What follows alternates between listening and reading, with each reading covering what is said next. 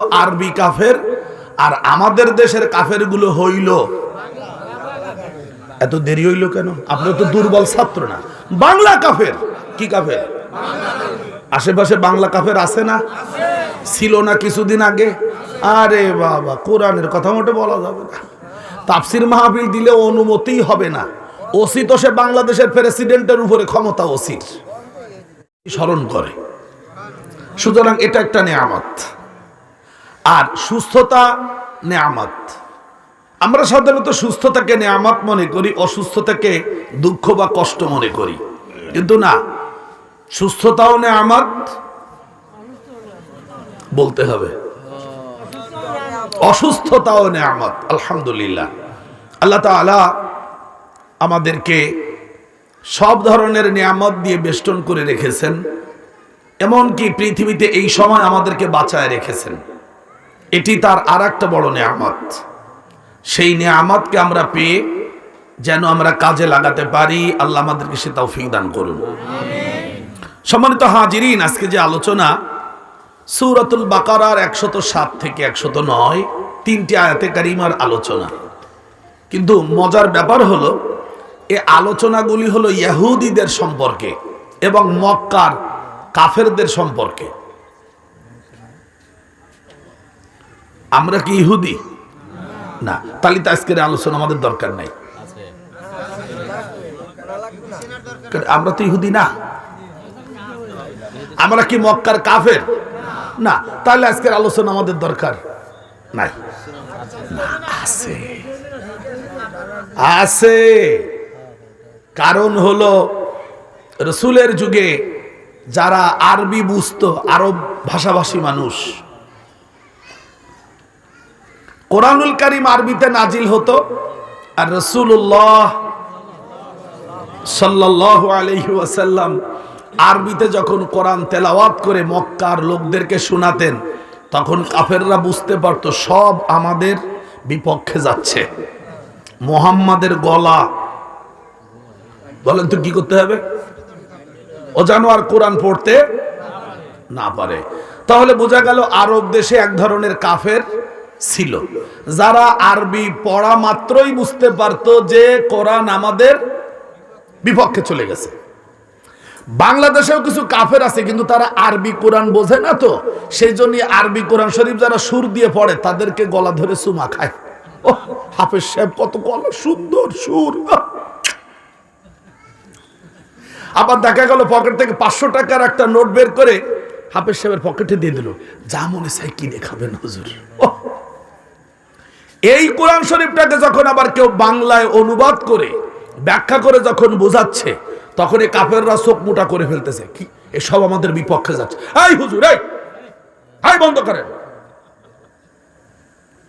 তাহলে বোঝা গেল আমাদের দেশের কাফেররা আরবি বোঝে না, কিন্তু কোরআনকে বাংলায় অনুবাদ করে ব্যাখ্যা করে যখন বোঝানো হয়, তখন তারা বুঝতে পারে যে আমাদের বিপক্ষে যাচ্ছে, আমাদের বিপক্ষে যাচ্ছে। তখন তারা কি করে? মক্কার কাফেররা যেমন রাসূলকে, আমাদের দেশেও কিছু লোক আছে তারা কোরআনের তাফসীর হলে আমরা এর দ্বারা বুঝতে পারি কাফের সব দেশেই আছে। রাসূলের দেশের কাফের গুলো ছিল আরবি কাফের, আর আমাদের দেশের কাফের গুলো হইল। এত দেরি হইল কেন? আপনি তো দুর্বল ছাত্র না। বাংলা কাফের। কি কাফের? আশেপাশে বাংলা কাফের আছে না? ছিল না কিছুদিন আগে? আরে বাবা, কোরআনের কথা মোটে বলা যাবে না। তাফসির মাহফিল দিলে অনুমতিই হবে না। ওসি তো সে বাংলাদেশের প্রেসিডেন্টের উপরে ক্ষমতা ওসির। সিটিএসবি, এটা তো আপনাদের এলাকায় নেই। সিটিএসবি হলো শহর এলাকায় থাকে। গোয়েন্দা বিভাগ, আরে বাবা, তারা কি একটা, কি বোঝা গেল?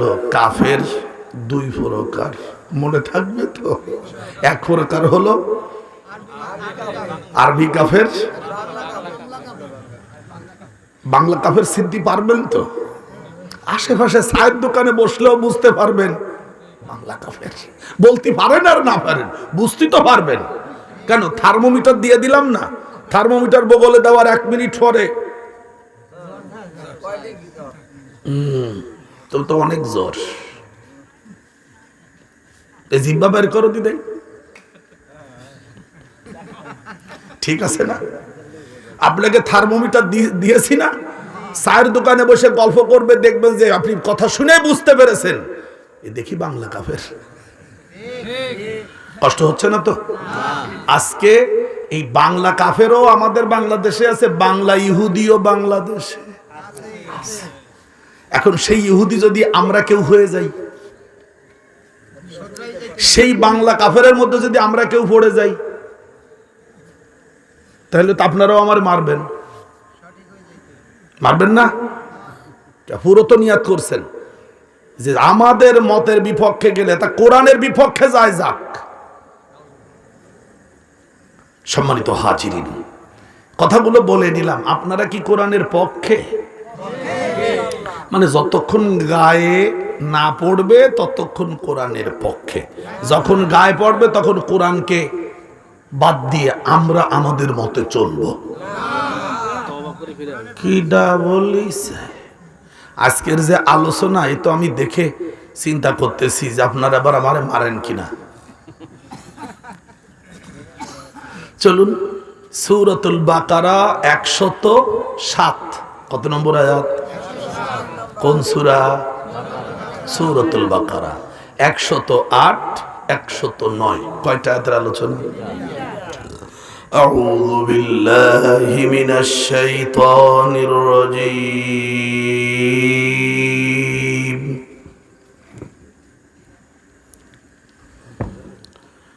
বিসমিল্লাহির রহমানির রহিম।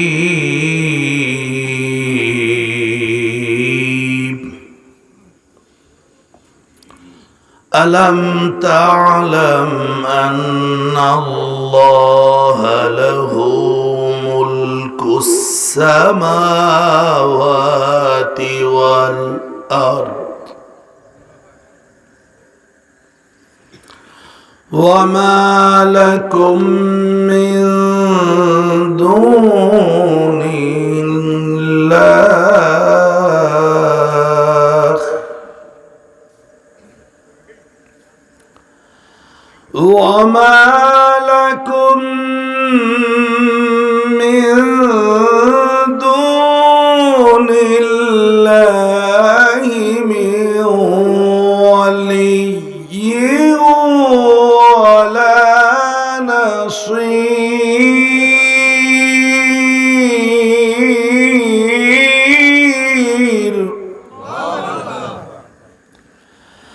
أم تريدون أن تسألوا رسولكم كما سئل موسى من قبل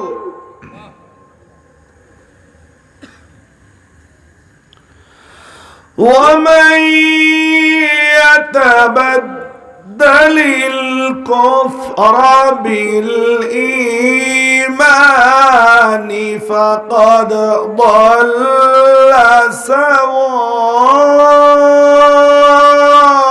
سواء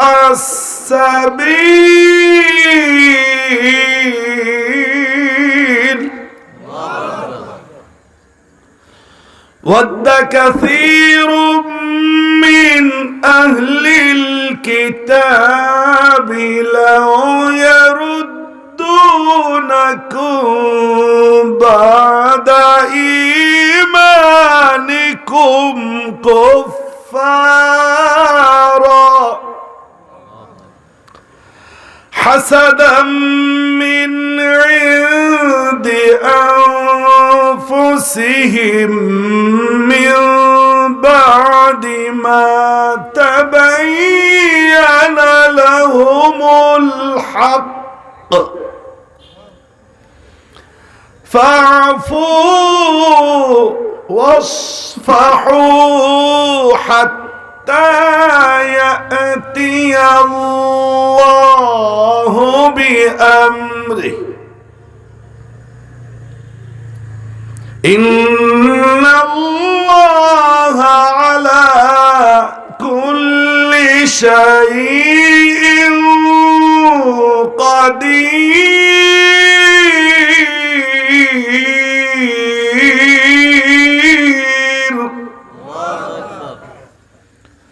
صدق الله مولانا العظيم ইরশাদ হচ্ছে আপনি কি জানেন আল্লাহ আসমান এবং জমিনের একমাত্র রাজা, একমাত্র রাজা। তিনি ব্যতীত তোমাদের আর কোনো বন্ধু নেই, সাহায্যকারীও নেই। তোমরা কি তোমাদের রসুলকে এমন প্রশ্ন করতে চাও যেমন ভাবে ইহুদিরা ইতপূর্বে তাদের নবী মূসা আলাইহিস সালামকে প্রশ্ন করে বিব্রত করেছিল? যারা ঈমানের পরিবর্তে কুফরিকে গ্রহণ করে তারা জান্নাতের পথ থেকে দূরে সরে পড়েছে। ইহুদিরা চায় তোমরা ঈমান গ্রহণ করার পরে আবার যেন তোমরা কুফরির দিকে ফিরে যাও। এটা তাদের মনের হিংসার কারণে তারা আকাঙ্ক্ষা করে। অথচ তাদের সামনেও সত্য স্পষ্ট হয়েছে যে তোমরা ঈমানের উপরে প্রতিষ্ঠিত আছো আর তারা ঈমান থেকে দূরে সরে গেছে। সুতরাং ইহুদিদের কথায় কান দিও না, ওদেরকে ক্ষমা করে দাও, ওদেরকে এড়িয়ে চলো যতক্ষণ না আল্লাহ তাআলার পক্ষ থেকে সিদ্ধান্ত আসে। নিশ্চয়ই আল্লাহ তাআলা সব বিষয়ের উপরে একক ক্ষমতাবান। বারাকাল্লাহু লানা ওয়া লাকুম ফিল কুরআনিল আযীম ونفعني وإياكم لما فيه من الآيات والذكر الحكيم إنه تعالى جواد كريم ملك بر رؤوف رحيم। সম্মানিত হাজিরিন, এটি ছিল সূরাত আল বাকারা এর 107, 108 ও 109 তিনটি আয়াতে কারিমার তেলাওয়াত ও তার সাবলীল অনুবাদ। চলুন আমরা প্রথম আয়াত এর উপরে কথা শুনবো। আল্লাহ তাআলা আমাদের প্রত্যেককে আলাদা আলাদা করে জিজ্ঞেস করতেছেন, তুমি কি জানো? তুমি কি জানো মানে কে? রাসূলুল্লাহ সাল্লাল্লাহু আলাইহি ওয়াসাল্লাম। তো রাসূলুল্লাহ তো এখন আর দুনিয়াতে নেই। তাহলে এই প্রশ্নটা আল্লাহ কাকে করতেছেন? আমি মনিরুজ্জামান আমাকে, এই উস্তাদকে, এই উস্তাদকে, এই উস্তাদকে, আমাদের প্রত্যেককে আল্লাহ তাআলা আলাদা আলাদা ভাবে জিজ্ঞেস করতেছেন, তুমি কি জানো? Do you know? তুমি কি জানো কি? আন্না আল্লাহ, নিশ্চয় আল্লাহ তাআলা, লাহু তার জন্য রয়েছে, মুলকুস সামাওয়াত রাজত্ব আসমানের। আসমানের রাজত্ব কার? ওয়াল আরদি, জমিনের। তুমি কি জানো আসমান আর জমিনের একক রাজত্ব আল্লাহর? আপনারা জানেন? কি জানেন? কোন কি জানেন? কই আল্লাহ? এ তো আমাদের, এ তো আমাদের রাজত্ব। কি আর আল্লাহ? কথা বোঝেন নাই না? আপনাদের বলতেছি, প্যান্ডেলের বাইরের কাউকে না। আপনারাই তো নিজেরা রাজত্ব করতেছেন এই পৃথিবীতে। সত্যিকার অর্থে বলুন তো, আমরা কি আল্লাহকে রাজা মানি? না। ইনশাল্লাহ কইলে তো বেঈমান। ইনশাল্লাহ কইলে আপনি বেঈমান, টেনশন করার দরকার নেই। তোমার রুজু আছে ইনশাল্লাহ, তা আপনার আবার রুজু করা লাগবে, মাসালা তাই। আপনারা আবার কথাগুলো সূক্ষ্মভাবে বুঝবেন। আজকে যা পড়া, এই পড়া হলো আকীদার পড়া। আকীদা আমাদের এই দেশে সৌভাগ্য, সবাই আকীদা আকীদা করে চিল্লাপাল্লা করে, কিন্তু আকীদার উপর কোনো লেখাপড়া আমাদের দেশে নাই। বলে ওর আকীদা ভালো, ওর আকীদা খারাপ, ওর আকীদা অল্প খারাপ, ওর আকীদা পচা। বাবা তুই যে বলতেছিস তোর আকীদা কি তুই বল। কষ্ট পাচ্ছেন? সহজ করে দেই। আপনারা কালেমায়ে তাইয়্যিবা পড়ে ঈমান এনেছেন না? সবাই কালেমাটা পড়েন তো একবার। ইল্লাল্লাহ, বাস শেষ। আল্লাহ একবার। অর্থ কি একজনে বলবেন, একজনে বলেন অর্থ কি? মাবুদ। মাবুদ তো আরবি শব্দ, ইলাহ আরবি শব্দ, তাহলে বাংলায় অনুবাদটা কি দেখছো? তাহলে মাবুদ তো আরবি শব্দ, আবুদের বাংলা কি? উপাস্য শব্দটার অর্থ হলো উপাসনা যোগ্য। এটি ইলাহ শব্দের 1000 ভাগের 1 ভাগের অর্থও প্রকাশ করতে সক্ষম না। যেহেতু আমি আরবি সাহিত্যের একজন ক্ষুদ্র ছাত্র, তাই বলতেছি। ইলাহ শব্দের এত ব্যাপক অর্থ, যে অর্থটা আপনাকে স্বীকার করার পরে আপনাকে বলা হবে ঈমানদার। যেমন আমি যদি আপনাকে ছোট্ট করে একটা প্রশ্ন করি, মা কাকে বলে? এক শব্দে এক বাক্যে মায়ের ব্যাখ্যা বলতে পারেন? মা কাকে বলে? মা তো তিনি যিনি সন্তান পেটে ধারণ করেন। মা তো তিনি যিনি সন্তানকে প্রসব করেন। মা তো যিনি সন্তানকে বুকের দুধ পান করান। মা তো তিনি যিনি সন্তানের পেশাব পায়খানা পরিষ্কার করে মেথরের দায়িত্ব পালন করেন। মা তো তিনি যিনি সন্তানের জন্য খাবার রান্না করেন, রাঁধুনি। মা তো তিনি যিনি সন্তানকে খাবার মুখে তুলে খাওয়ান। মা তো তিনি যিনি সন্তানকে বুকে আগলে রাখেন। মা তো তিনি যিনি সন্তানের কোনো কষ্ট হওয়ার আগেই তার নাড়িতে টান খায়। মা তো তিনি যিনি সন্তানের ডাক্তার। মা তো তিনি যিনি সন্তানের শিক্ষক। মা তো তিনি যিনি সন্তানের নার্স বা সেবিকা। মা তো তিনি যিনি সন্তানের বিপদে আগেই হাত তোলেন। অথচ ময়াকার একটা শব্দ, একটা অক্ষর, একটা শব্দ মা। আরো আছে, মায়ের উপরে লিখলে অনেক কথা। তবে কোরআনুল কারীমে আল্লাহ তাআলা মায়ের সংজ্ঞা দিয়েছেন সূরাতুল মুজাদালা 58 নম্বর সূরার 2 নম্বর আয়াতে। মা তো তাকেই বলে যিনি শুধু সন্তান জন্মদান করেন। ইন উম্মাহাতুহুম ইল্লাল্লাহি ওয়ালাদনাহুম, তিনি হলেন মা, তাহারাই হলেন মা যারা সন্তান জন্মদান করেন। আমি আপনাদের বলি, ইলাহ শব্দটি এমন একটি শব্দ যেই শব্দের মধ্যে এই কোরআনুল কারীমে আল্লাহ তাআলার পরিচয় আছে 114টি। কয়টা পরিচয় আছে? 114টা। মুফরাদ, মুরাক্কাব, 114টি পরিচয় একসাথে একটা শব্দের মধ্যে ঢুকায় দিলে এরপরেও জায়গা খালি থাকে। সেই শব্দটার নাম হলো ইলাহ। সেই শব্দটার নাম হলো ইলাহ।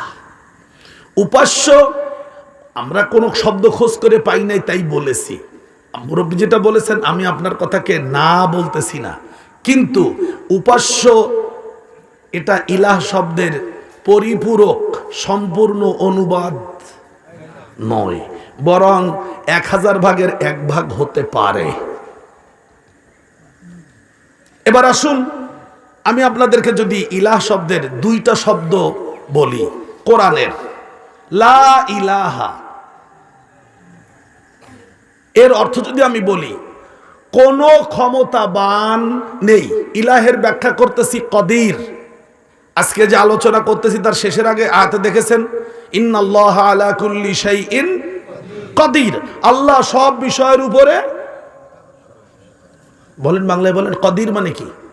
ক্ষমতাবান।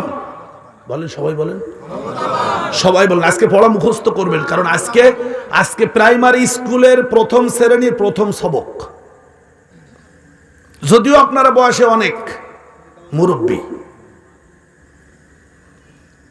ইলাহ যদি আমি বলি কাদির অর্থ দিয়ে করি, তাহলে 114টা অর্থের একটা অর্থ করা হবে, লা ইলাহা, কোনো ক্ষমতাবান নেই। আপনারা আপত্তি করবেন না তো? ক্ষমতাবান কেন? আল্লাহ তো নিজেই বলেছেন আমি কাদির। ইন্নাল্লাহা আলা কুল্লি শাইইন ওয়া হুয়া আলা কুল্লি শাইইন কাদির। সুতরাং তিনি হলেন ক্ষমতাবান। লা ইলাহা ইল্লাল্লাহ, আল্লাহ ছাড়া কোনো ক্ষমতাবান নেই। আপত্তি আছে আপনাদের? এইবার ছোট্ট করে প্রশ্ন, আপনারা সবাইকে আল্লাহকে ক্ষমতাবান মানেন? আল্লাহ ছাড়া আর কোনো ক্ষমতাবান নেই, এটাকে কি মানেন? সত্যি করে বলেন আগে, মানেন কিনা? আচ্ছা, যদি মানেন, আল্লাহকে ক্ষমতাবান মানলে আপনার আর আমার পরিচয় কি হবে? বুঝতে পারেননি? আমি যদি বলি ইনি আমার আব্বা, আমি কি? এতক্ষণ পরে বুঝলেন, আচ্ছা ঠিক আছে, বুঝেছেন, এর জন্য ধন্যবাদ। এই আমার দুলোভাই, আল্লাহ কি হইবে? এই আমার ছাত্র, এই আমার উস্তাদ, এই আমার ছেলে। বুঝতে পারছেন তো? উল্টাটা বুঝেছেন কিনা? আল্লাহ ক্ষমতাবান, তাহলে আমি কি? ওটা আবার আরবি কইলেন, বাংলা পড়াবো আজকে। ক্ষমতাহীন, আল্লাহ ক্ষমতাবান, আমরা মুরব্বী ঘুমায়, বাড়ি যাওয়ার অনুমতি। আপনারা আবার কথা বুঝেছেন? কি বুঝেছেন? আল্লাহ ক্ষমতাবান, আমরা, কিন্তু আপনারা কি আসলে ক্ষমতাহীন? এই বেটা, তুই সেনো মোরে সেনো, এটা করলো বলতলা বজ্র বেটা, টানি বানি হরবি না একসের। এইটা কি ক্ষমতাহীনদের আচরণ না ক্ষমতাবানদের আচরণ? তা আপনারা আচরণ করতেছেন না। এই বেটা পরীক্ষালির মস্তানি হেন হরবি না, বুঝছো বেটা, একদম কাড়ি ভেঙে গেলাম। তার মানে আপনি ক্ষমতাবান না ক্ষমতাহীন? হ্যাঁ, তাহলে কলেমা পড়া হয়নি, মোহে পড়ছেন, তোতাপাহীন নাহান, কলেমা পড়েন নাই। এই জন্য তো আবু জেহেল পড়ে নাই। লা ইলাহা ইল্লাল্লাহ, আল্লাহ ছাড়া কোনো, পড়েন পড়েন পড়েন, আল্লাহ ছাড়া কোনো ক্ষমতাবান নাই। এ কথা মেনে নিলে আমরা সবাই হলাম ওই ক্ষমতাবানের অধীনে ক্ষমতাহীন। আমরা হলাম মুরব্বী কথা কেনা, রুমাল দিয়ে মুখ ঢেকে রাখছেন, ভাবছেন হুজুর চোখে দেখবে না। আমার চোখ খুব পরিষ্কার, এখানে যে কয় ভাই যে অবস্থায় বসে আছেন, আমি প্রত্যেকের চোখ এবং ঠোঁট দেখতেছি। শোনেন, শিক্ষকতা করি তো, বিপদে আছি। কেন? আপনি যদি কিছু শিখতে চান তাহলে আপনাকে বলতে হবে,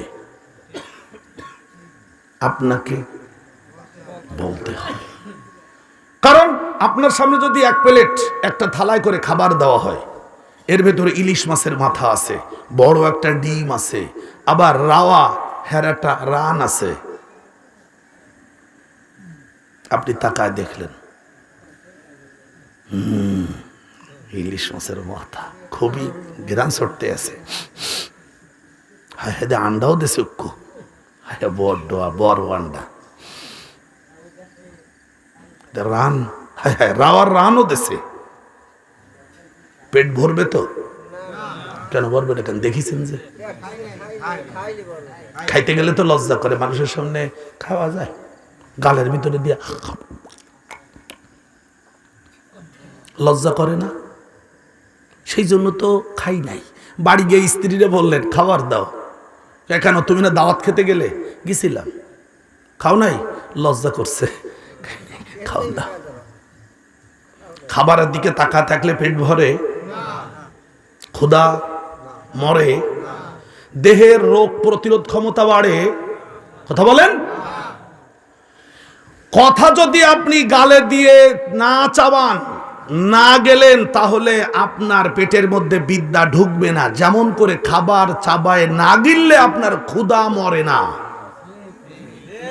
বিশ্বাস করেন আর না করেন, আমি তো শিক্ষকতা করি, আপনার যদি বিশ্বাস না হয় একজন হাফেজ সাহেবকে জিজ্ঞেস করবেন কোরআনের এক একটা আয়াতকে কতবার চিবাতে চিবাতে চিবাতে চিবাতে। একজন হাফেজকে জিজ্ঞেস করে যে বাবা তুমি তো কোরআনের হাফেজ হয়েছো, একটা পৃষ্ঠা তুমি জীবনে কতবার পড়ে হাফেজ হয়েছো? কমপক্ষে 1000 বার।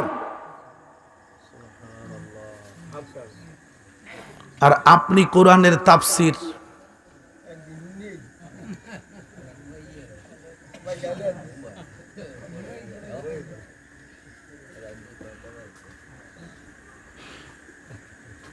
আপনি তাফসির হইন না, মুফাসসির হয়ে যাইবেন।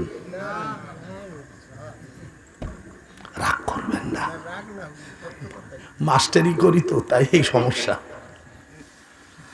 লা ইলাহা ইল্লাল্লাহ, আল্লাহ ছাড়া কোনো ক্ষমতাবান নাই। আমরা ওই হলাম ওই ক্ষমতাবানের অধীনে ক্ষমতাহীন মাত্র। ক্ষমতাবানের অধীনে ক্ষমতাহীন মাত্র। পরিচয় পাইছেন তো?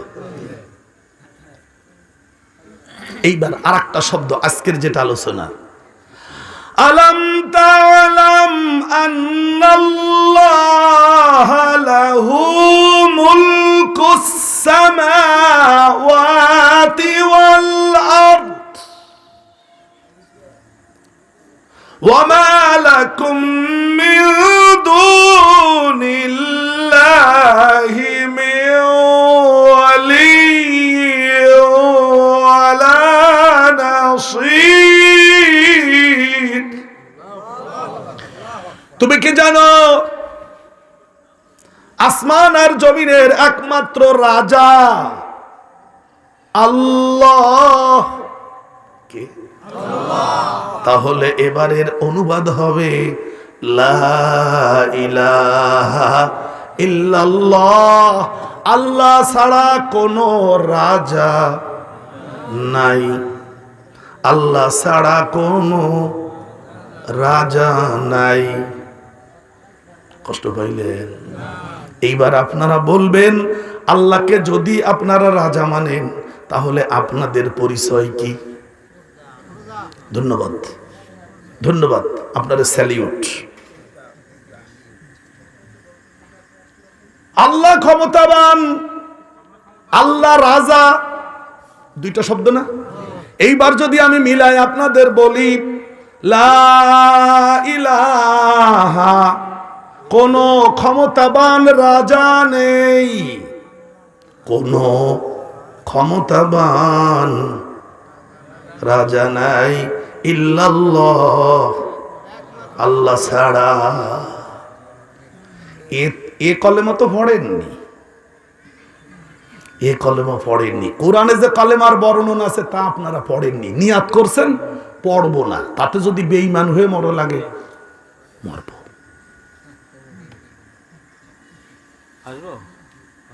কি আল্লাহ ছাড়া কোন, বলে ফেলেন বলে ফেলেন বলে ফেলেন, ক্ষমতাবান রাজা নাই। মাইকেলের বলে যান সাউন্ড একটু কমায় দিতে।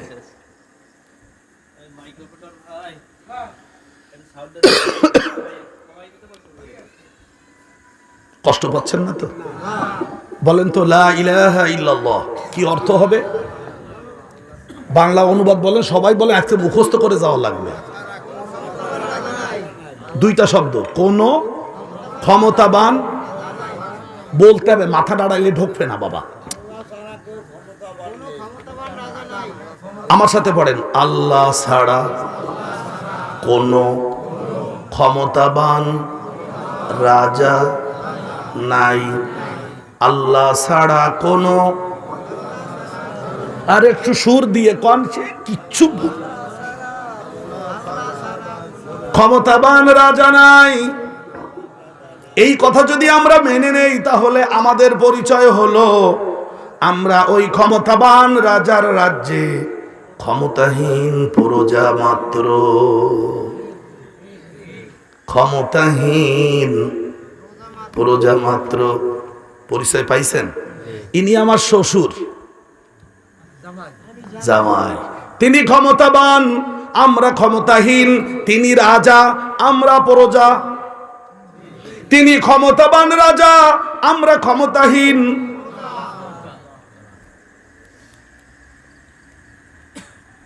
এইবার ছোট্ট দুইটা প্রশ্ন। ক্ষমতাবান রাজার রাজ্যে ক্ষমতাহীন প্রজারা কি ইচ্ছে মতো চলতে পারে? আপনারা চলেন তো? সবাই চলেন ইচ্ছে মতো, আপনারা আল্লাহর ইচ্ছায় চলেন না।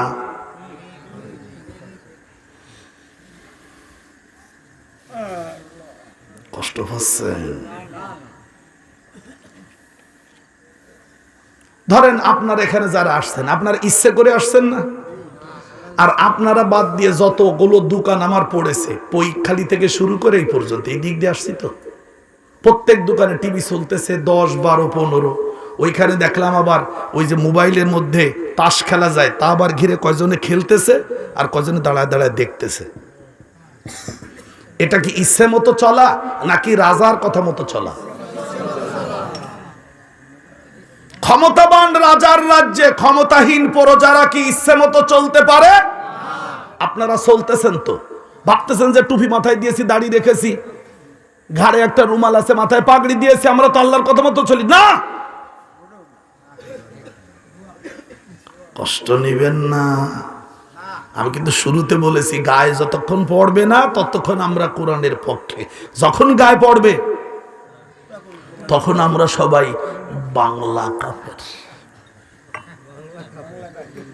আমি কিন্তু আগে পড়ায় নিছি আপনাদের। মক্কার কাফেরদের দোষ দিয়ে লাভ নেই। আমরা মক্কার কাফেরদের তুলনায় কম কাফের না। আমরা কয়দিন আগেও দেখেছি এই বাংলাদেশে মক্কার কাফেরদের চেয়েও বড় বড় কাফের দেখেছি আমার গ্রামে ঘরের মধ্যে। এখন কাফেররা সব রাস্তায় এসে তারপরে এরকম করে বসে থাকে। আগে দেখলে, হ্যাঁ মৌলানা তুমি বাড়ি আসছো কেন? আসছি। হ্যাঁ তুমি খুলনায় থাকো, ভালো আছো, বাড়ি কি জন্য আসবা? সেদিন দেখি যে সব একদম চুপচাপ। ভালো আছো? হ্যাঁ ভালো আছি। তুমি ভালো আছো? একটু কেন? আগে রাজা ছিল, এখন কি হয়ে গেল? প্রজা। ক্ষমতাহীন প্রজা। কালকেও যারা ক্ষমতাবান রাজা ছিল আল্লাহর রাজ্যে, ক্ষমতাবান রাজার রাজ্যে যারা নিজেদেরকে রাজা বলে প্রমাণ করেছিল, তারা আজকে ক্ষমতাহীন।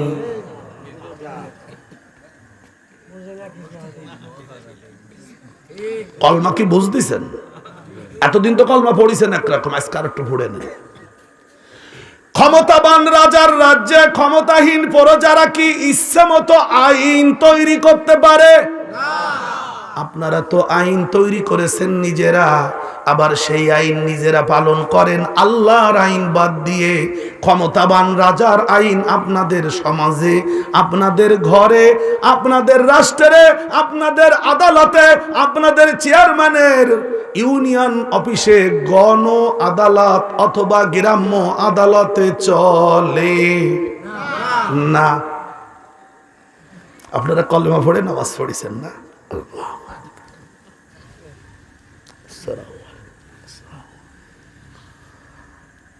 ভাই কি ওইখানে পোলাপান বলতে আছে আল্লাহর আইন দেয়া চেয়ারম্যানের বিচার করতে হইবে। আর আপনি কি হরবেন? আপনি তো চেয়ারম্যান। বলছে কোন পাজি গুলাই লইয়া পিডাই আছে সালুড়ে দিব। ক্ষমতাবান রাজার রাজ্যে ক্ষমতাহীন প্রজারা আইন বানাতে পারে? আপনারা বানাইছেন কিনা?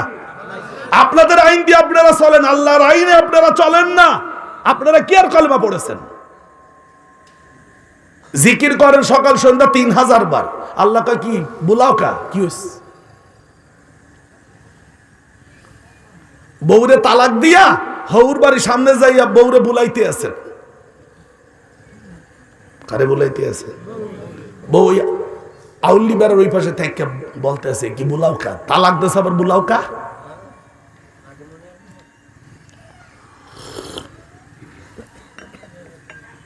আপনারা আইন তৈরি করেছেন কিনা দুই একটা আইন একটু দেখায় দিই। বিয়ে বাড়িতে গেট ধরার আইনটা কে করেছেন? আল্লাহ না তার রসুল? কে করেছেন? বলেন যে আমরা করেছি, অসুবিধা কি? তারা করেছে। অথচ আল্লাহ যে আইন করতে আপনাকে অনুমতি দেননি সে আইন আপনি করেছেন, তাহলে আপনি তো আল্লাহর জায়গায় বসছেন। আইন বানাবেন কে? রাজা। আইন বানাবে কে? রাজা কে? আল্লাহ। তা আল্লাহ রাজা, তিনি আইন বানাবেন। তিনি আইন বানায় দিয়েছেন, বিয়ে বাড়িতে বর আসবে তাকে আহলান সাহলান মারহাবাম বিকুম বলে তাকে আপনি বাড়ির ভিতরে নিয়ে আসবেন। আপনারা বলেছেন কি গেট ধরতে হবে। এটা আমাদের একটা সামাজিক নিয়ম। ফুলাপান, আপনি যখন ফুলাপান আনলেন তখন করছেন, এখন ফুলাপানের আব্বা হয়েছেন, এখনো তো করতে আছেন। সেই বুড়ো তখন আপনি, আপনার দাড়ি ফাঁকছে, আমার অল্পগুলো ফাঁকছে। আপনি ধরেন না, কিন্তু আপনার সমস্ত ধরছে। আপনার বিয়েতে ধরছেলে হেলে তো পলাইয়ে বিয়ে হরছেন মনু।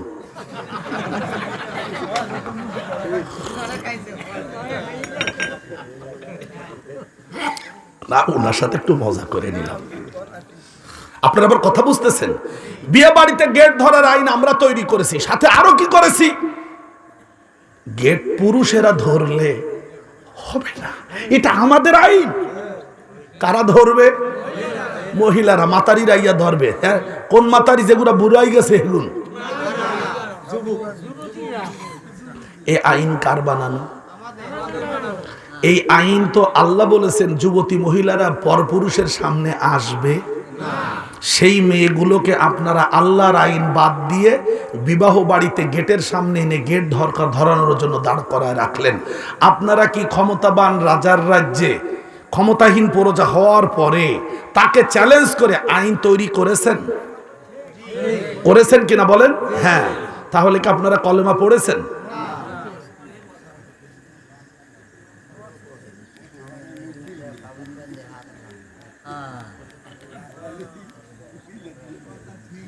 কষ্ট হচ্ছে? আপনারা আবার আইন করেছেন বিয়ে বাড়িতে বর বাবাজি, যিনি বড় একটা প্লেটে অনেকগুলো খাবার দেওয়া হয়েছে, সেই খাবারগুলো নিজে ইচ্ছে মতো খাবার মতো খাইলেন, আবার আশেপাশে যারা আছে তাদেরকেও দিলেন। যেই খাবার শেষ আপনারা বললেন যে বাবাজি এখন থেকে তোমার হাত হলো প্যারালাইজড, আর নড়তে পারবে না, এখন আর তুমি হাত ধুইতে পারবে না, সাবানও লাগাইতে পারবে না, হাত প্যারালাইজড। আমরা আইন করেছি তোমার হালিরা আইয়া তোমার আঙ্গুলে সাবান মাহাইয়া সেটকাইতে থাকবে, এরপর একটা টাঙ্গুল নরম হইবে।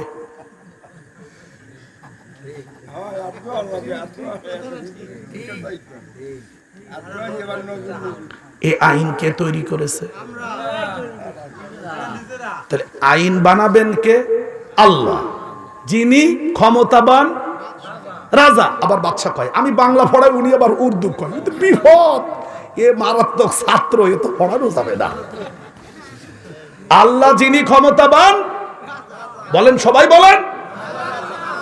আজকের এই আলোচনাটা কালকে সারা গ্রামে ছড়ায় দিবেন। আল্লাহ ক্ষমতাবান রাজা, ক্ষমতাবান রাজার রাজ্যে ক্ষমতাহীন প্রজারা ইচ্ছে মতো আইন তৈরি করতে। আমরা ক্ষমতাবান রাজার রাজ্যে ক্ষমতাহীন প্রজারা আইন তৈরি করে সেই রাজাকে বুড়ো আঙ্গুল দেখায় দিয়েছি, তোমার মতো রাজা আমাদের লাগে না বিয়ে বাড়িতে। মসজিদের ইমাম সাহেব গিয়ে যদি বলে ভাইজান বিয়ে বাড়িতে গেট ধরা তো জায়েজ নাই, কাকু কি বলাও কা ইমাম সাহেব কইলে তানিবানি করতে লাগছে। হ্যাঁ রে, আপনি কিছু কইলে কন, না হইলে এটা কইলে মসজিদ না, বুঝছেন? এটা বিয়ে বাড়ি। ইমাম বলতে আছে গেট ধরা যাইবে না,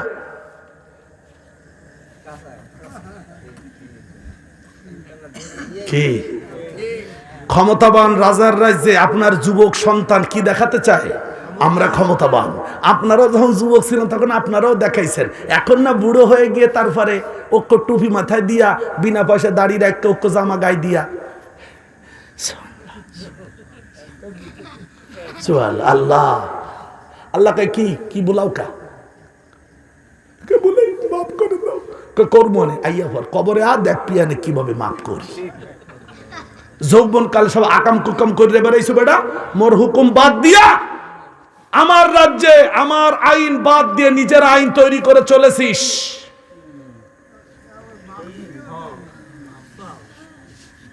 মাপ পাওয়ার জন্য একটা মার্ক আছে, রাগ করবেন না। একটা ছাত্র পরীক্ষা দিয়েছে, কত পাইলে পাস? 33।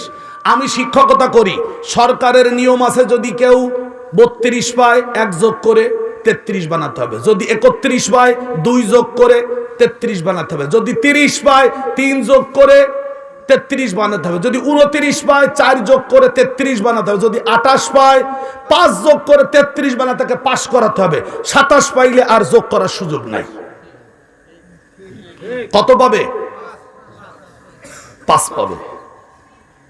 আপনি তো 3 পেয়ে বসে আছেন, স্যার আমারে পাস করে দেবেন, ওরা দেই 5 দিয়েছেন। বেটা 5 দেওয়ার অধিকার আছে রাজার পক্ষ থেকে, 30 দেওয়া আমার পক্ষে। তুমিও 28 পেলে, তুমিও যদি 28 পাও আমি তোমাকে 5 যোগ করে 33 দিয়ে দেবো, কিন্তু 30 যোগ করে 3 এর সাথে 33 বানানোর ক্ষমতা খালি বুঝিয়েছেন যে আল্লাহ মাফ করে দেবে। হ্যাঁ আল্লাহ মাফ করবে, কিন্তু মাফ পাওয়ারও একটা মার্ক আছে। যৌবনকালে কি নামাজ পড়েছিলেন? জীবনে প্রথম যে নামাজ ফরজ হয়েছিল 14 বছর আপনার জীবনের যৌবনের প্রথম বছর। যৌবনের প্রথম বছর আপনার উপরে নামাজ নফল ছিল না ফরজ ছিল? সেই 14 বছরে 365 দিনের প্রত্যেক দিন 5 ওয়াক্ত করে নামাজ আল্লাহ ফরজ করেছিলেন সেই ক্ষমতাবান রাজা। 365 দিনে 5 ওয়াক্ত করে নামাজ যদি ফরজ হয়, তাহলে ওই বছর আপনার উপরে নামাজ ফরজ ছিল 1825 ওয়াক্ত নামাজ। তা কি পড়িছেন? বুড়ো বয়সে এসে তারপরে নামাজ করতেছেন, কষ্ট পাচ্ছেন না? যারা স্বীকার করবে আল্লাহ ক্ষমতাবান রাজা, তারা নিজেদের পরিচয় মেনে নিবে, আমি হলাম ওই ক্ষমতাবান রাজার রাজ্যে। আর ক্ষমতাহীন প্রজারা নিজেরা বুঝবে আমরা ক্ষমতাবান রাজার রাজ্যে ইচ্ছে মতো চলতে পারবো না, আমরা ওই ক্ষমতাবান রাজার রাজ্যে তার আইন অমান্য করে নিজেরা আইন তৈরি করতে, আল্লাহর আইন বাদ দিয়ে নিজেরা আইন বানানো শিরিক। এমনকি আল্লাহর আইন প্রতিষ্ঠা করতে না চাওয়াও শিরিক।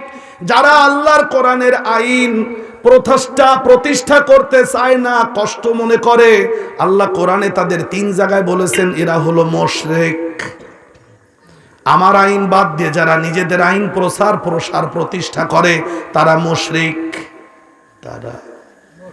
তারা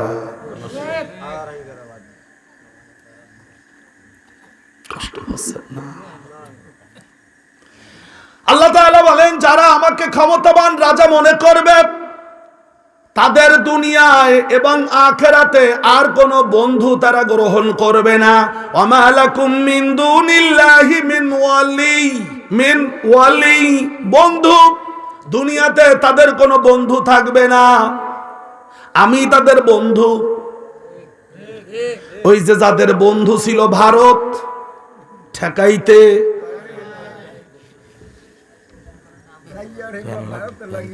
দিলি ভালো, কষ্ট বুঝতেছেন? যারা মনে করেছিল আমার নেতারা আমার বন্ধু, আমারে ঠেকাইবে,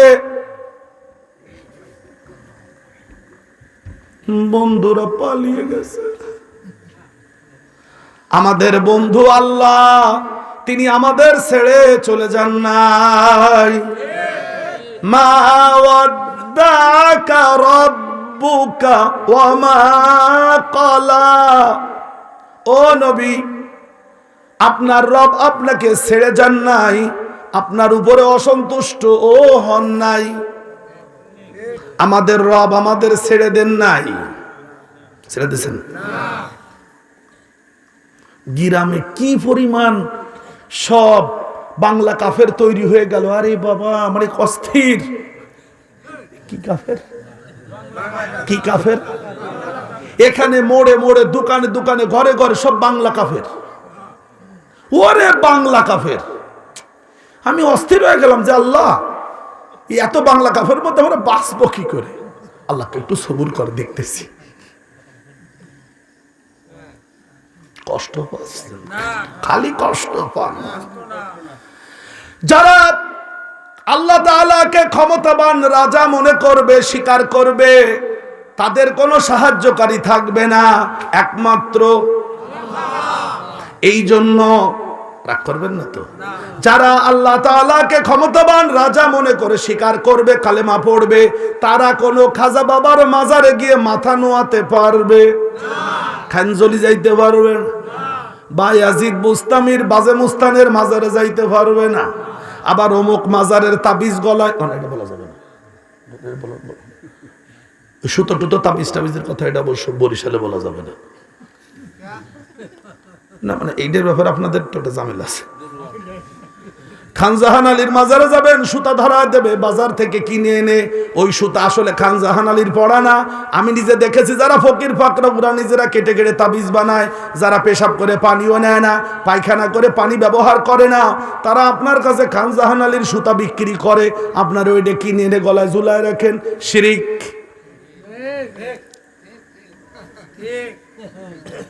বলেন বলেন বলেন বলেন। হ্যাঁ, মোটে বুঝি আসে না। ফেলে দেন। কষ্ট হচ্ছে কিছু? প্রথম আয়াত সম্পর্কে কিছু বুঝেছেন? আল্লাহ হলেন আসমান জমিনের ক্ষমতাবান। ক্ষমতাবান। শালার মাইকেলা শুনলই না।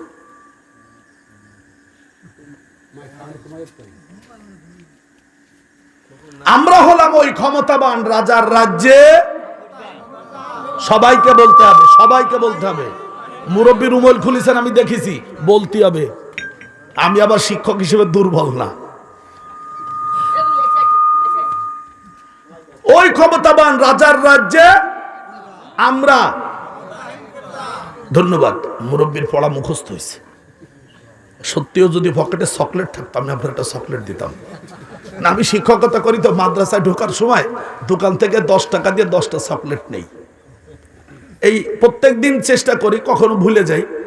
ছোট ছোট বাচ্চারা আছে মাদ্রাসায়, কামিল মাদ্রাসা তো, তো শিশু শ্রেণীতে, পেলে শ্রেণীতে বাচ্চারা পড়ে, নার্সারিতে পড়ে, ওরা দৌড়ে আসে। আমার আবার ছাত্ররা খুব, ছোট বাচ্চারা খুব পছন্দ করে। আমি ওদের সাথে খুব মিশি তো। হুজুর আসসালামু আলাইকুম। ওয়ালাইকুম আসসালাম। চকলেট, বুঝতে পারছেন তো? ও দৌড়ায় নিয়ে মার কাছে গেল, অথবা বলল শুলে দাও, শুলে দাও। আপনাকে অবশ্যই আমি চকলেট দিতাম আজকে পকেটে থাকলে, পাওনা থাকলো। আমরা হলাম ওই ক্ষমতাবান রাজার রাজ্যে। ক্ষমতাহীনের কথা বলতে হবে, না বললে মুখস্থ হবে না তো। ক্ষমতাহীন পর যারা ক্ষমতাবান রাজার রাজ্যে ইচ্ছে মতো চলতে। আমরা দেখেছিলাম 15-16 বছরে একজন ক্ষমতাবান রাজা, আমরা তাফসির করতে গেলে তার অনুমতি লাগবে। মাহফিল কর্তৃপক্ষ অনুমতি আনতে থানায় গেলে বক্তাকে মাওলানা মনিরুজ্জামান, তার মোবাইল নাম্বার দেন, তার বাড়ি কোথায়, তার গ্রাম কোথায়, সে করে কি, আল্লাহর পক্ষে না আল্লাহর বিপক্ষে।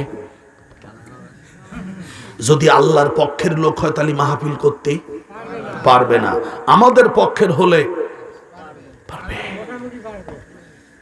কি বুঝে আসতেছে না? তারা কোথায় এখন? এখন তাদের বাংলাদেশে থাকতে গেলেও অনুমতি লাগবে। ব্যাপারটা এরকম হয়ে দাঁড়াইছে, মাহফিল না।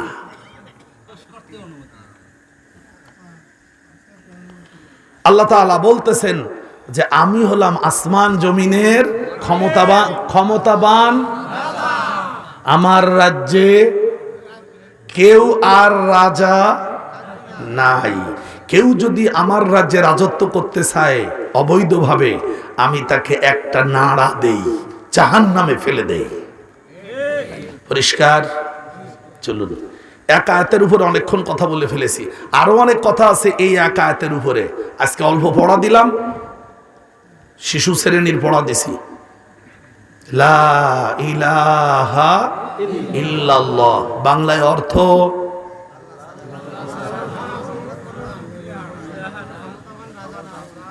উনি ইলাহ কয়। আমি এতক্ষণ পড়ালাম, আরে ইলাহ তো আরবি শব্দ বাবা। এই তো এইবারে চকলেট দুটি দেওয়া লাগবে। আল্লাহ ছাড়া কোন ক্ষমতাবান রাজা, আমরা ওই ক্ষমতাবান রাজার রাজ্যে, মনে থাকবে? বাস, ক্ষমতাবান রাজা চান তার রাজ্যে তার আইন চালু হোক। ক্ষমতাবান রাজা চান তার রাজ্যে তার আইন চালু হোক। আগের সরকারের যে আইন ছিল সেই আইন যারা মানে নাই তাদেরকে ধরে ধরে জেলখানায় নিছে না? আমিও 5 বার গেছি, মামলা 13টা। 5 বার গেছি, মামলা 13টা। তাও বোমা মারা মামলা আছে 4টে। তাও যেমন তেমন লোকের মারি না, ওসিরে মারছি। বোমা দেখিনি, কিন্তু মামলা দেখলাম ইজহারে লেখা জেলখানা। এতে এর জন্য 2 মাস জেলও খেটেছি। আল্লাহ তাআলার রাজ্যে সেই রাজার এই যে আইন, এই আইনকে যারা মানে না তাদেরকেও তিনি ধরে তার জেলখানায় রাখবেন না? এটুকুন তো আমরা বুঝতে পারি যে আগে সরকারের আইন যারা মানে নাই তারা জেলখানায় ছিল, তাহলে আল্লাহ রাজা তার আইন যারা মানবে না তারাও থাকবে বেহেশতের মধ্যে, জান্নাতে।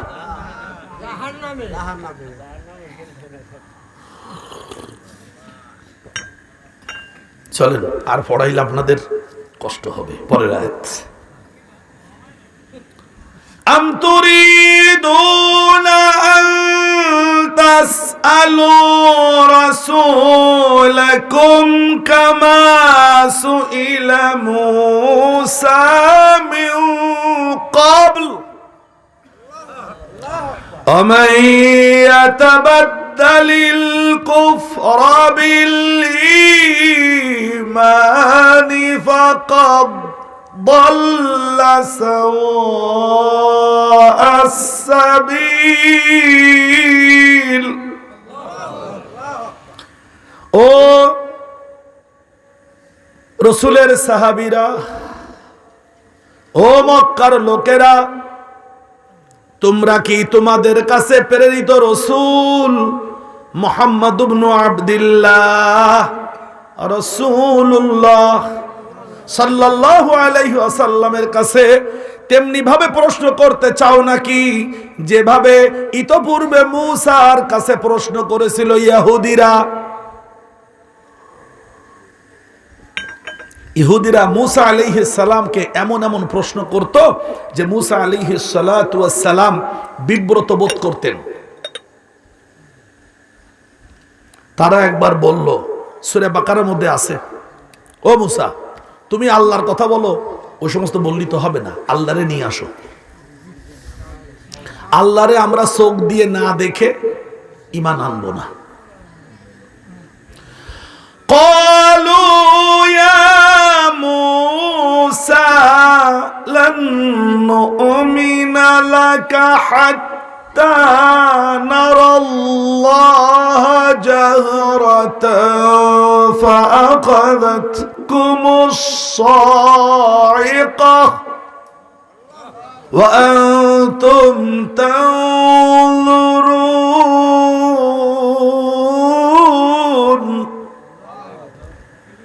ও ইহুদিরা বলল, ও মূসা লান নুমিনা লাকা, আমরা তোমার উপরে কিছুতেই ঈমান আনবো না, হাত্তা নারাল্লাহ, যতক্ষণ না আল্লাহকে দেখব, জাহরাতান, প্রকাশ্যে। আল্লাহরে কিভাবে দেখব? আল্লাহরে না দেখে ঈমান আনবো না। আল্লাহ তাআলার উত্তর কি শুনবেন? আল্লাহর উত্তর কি?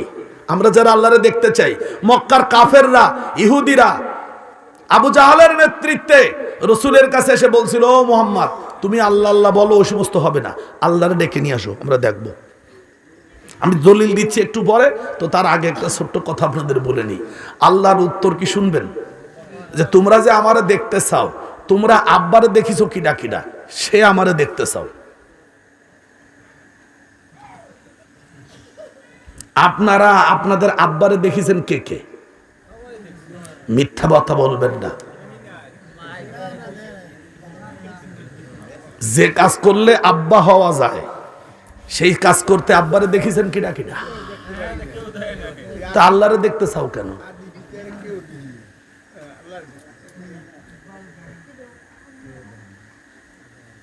পৃথিবীর কোন মানুষ তার বাবাকে দেখে নাই।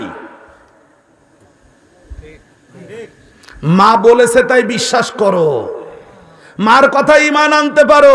আমি রসুল পাঠিয়ে দিয়ে বলতেছে আমি আল্লাহ আসমানে আছি, আমার রসুলের কথা ঈমান আনতে পারো না। তোমার মা তো জীবনে বহু মিথ্যা কথা বলেছে।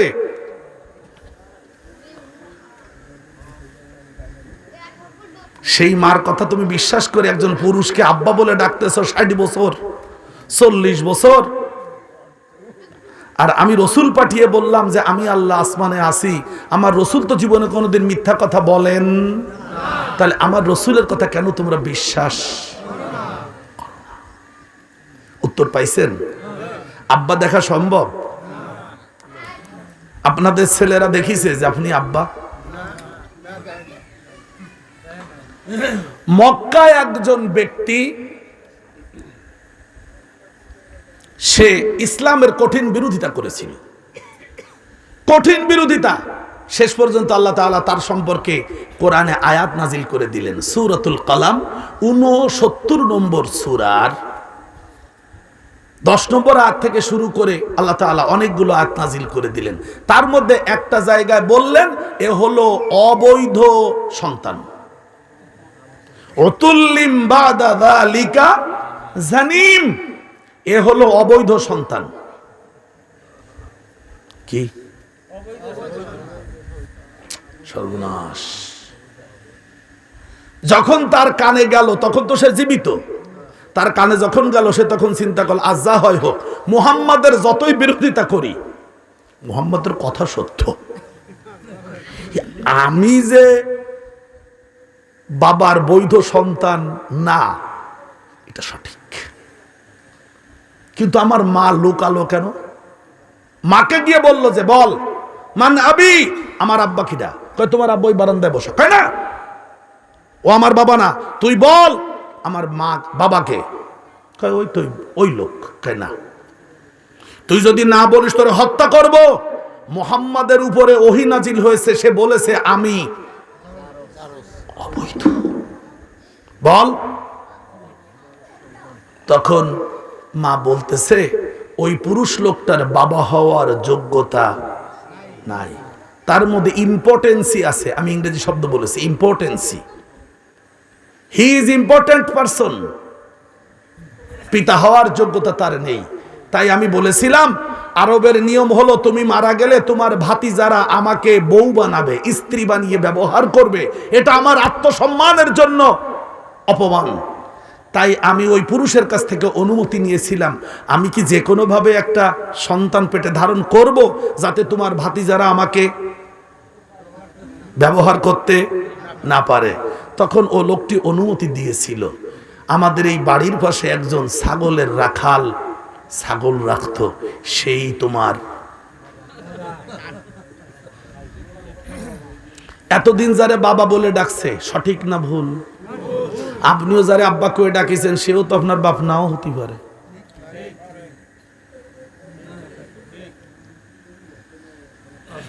যে তার বাপরে দেখতে পারে না এত দুর্বল, সে অত দূরের আল্লাহরে দেখতে চায়, কি পাগল নাকি বুদ্ধিমান? যুক্তিতে মেলে, যুক্তিতে মেলে। তুই তোর বাড়ির কাছের যেই লোকটা তোর বাবা, তারে তুই দেখতে পারস না, এই ক্ষমতা তোর নাই। তুই আসমান সপ্ত আসমানের উপরে আরশে যিনি থাকেন তাকে তুই দেখতে চাস কি করে? কথা কি বোঝেন কিছু? ফুলের ঘ্রাণ দেখা যায়? ফুল দেখা যায়, ফুলের ঘ্রাণ নাক দিয়ে ঘ্রাণ দেখা। আম তুরিদুনা আন তাসআলু রাসূলাকুম কামা সুইলা মূসা মিন ক্বাবল। ও মক্কার কুরাইশরা, তোমরা আমার রাসূলকে বিপদে ফেলার জন্য কি ইহুদিদের মতো প্রশ্ন করা শুরু করলে? কারণ হলো ইহুদিদের পরামর্শ মতো মক্কার কুরাইশ নেতারা আবু জাহালের নেতৃত্বে 50 জন, কয়জন আবার বলেন, এসে রসুলের কাছে দাবি করলো। কতগুলো দাবি করলো, যেই দাবিগুলোকে আল্লাহ তাআলা সূরাত বনী ইসরাঈল 17 নম্বর সূরা, এই সূরার 89, 90, 91, 92, 93 নম্বর আয়াত পর্যন্ত নাজিল করে ওদের কথাগুলোর উত্তর দিলেন। আমরা আলোচনা করতেছি সূরাতুল বাকারার 108, কিন্তু উত্তর খুঁজতে যেতে হবে সূরাত বনী ইসরাঈলের 90, 91, 92, 93, মোট 4টি আয়াত। কয়টা আয়াত? ওয়াকালু লান নু'মিনা লাকা হাত্তা তাফজুরা লানা মিনাল আরদি ইয়ানবুআ আও তাকুনা লাকা জান্নাতুম মিন নাখিলিন ওয়া ইনাবিন ফাতুফাজ্জিরাল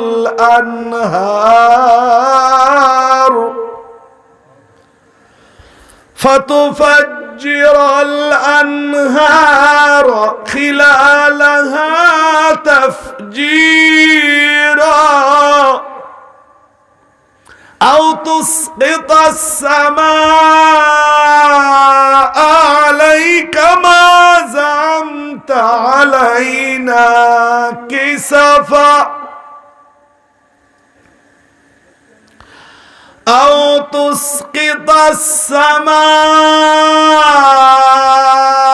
كما زعمت علينا كسفا أو تأتي بالله والملائكة قبيلا أو يكون لك بيت من زخرف أو يكون لك بيت من زخرف أو ترقى في السماء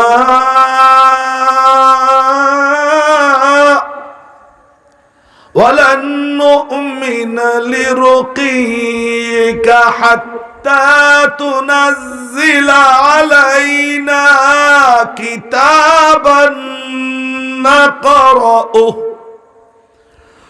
قل سبحان ربي هل كنت إلا بشرا رسولا هل كنت إلا بشرا رسولا তারা এসে রাসূলকে বলল, অকালু, তারা বলল, লান নুমিনা লাকা, ও মুহাম্মদ সাল্লাল্লাহু আলাইহি ওয়াসাল্লাম, আমরা তোমার উপরে কিছুতেই ঈমান আনবো না, হাত্তা তাফজুরা লানা মিনাল আরদি ইয়ানবুআ, যতক্ষণ না তুমি আমাদের জন্য মরুভূমির মধ্যে বড় একটা নদী বানিয়ে দেবে। কি প্রবাহিত করবে? বড় একটা নদী। মরুভূমিতে তো নদী নাই, তুমি বড় একটা নদী বানায় দিবা, তাহলে বুঝবো তুমি নবী, তখন ঈমান আনবো। আঙ্গুলে গণবেন কয়টা কথা তারা বলছে। 2, আও তাকুনা লাকা জান্নাহ, অথবা তোমার থাকবে বড় একটা বাগান, বাগানের ভেতরে থাকবে খেজুর গাছ, খেজুর গাছের ফাঁকে ফাঁকে থাকবে আঙ্গুর গাছ, নাখিলিন ওয়া ইনাব। এইবার এই বাগানের ভেতরে মাঝে মাঝে থাকবে বের, বের আমনগো বের থাকবে। কি বাগানের মধ্যে আপনার বের কাটেন না? এই মাটি কাটে এই পাশে উড়াই দেন, ওই পাশে উড়াই দেন, মাঝখানে কি?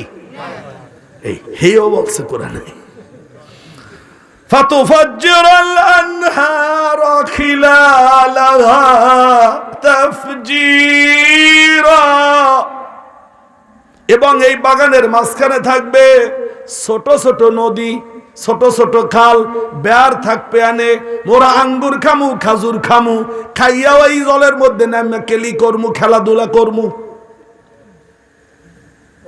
তুমি খালি নবী, তোমার বাড়ি একটুগুলি খেজুর খেতে দিতে পারো না, আঙ্গুর খাওয়াতে পারো না, খালি একটা নবী। এইরকম হুগনা নবী মোরা বিশ্বাস করি না। হুগনা হুগনা, আরে শুকনা নবী।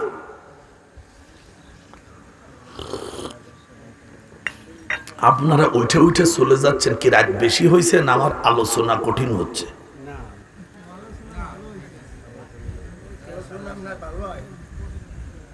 শুনতেছেন বুঝে?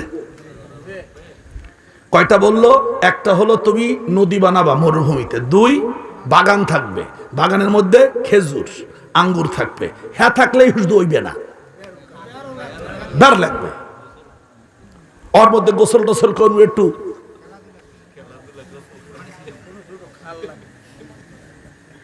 কোরআন কোরআন।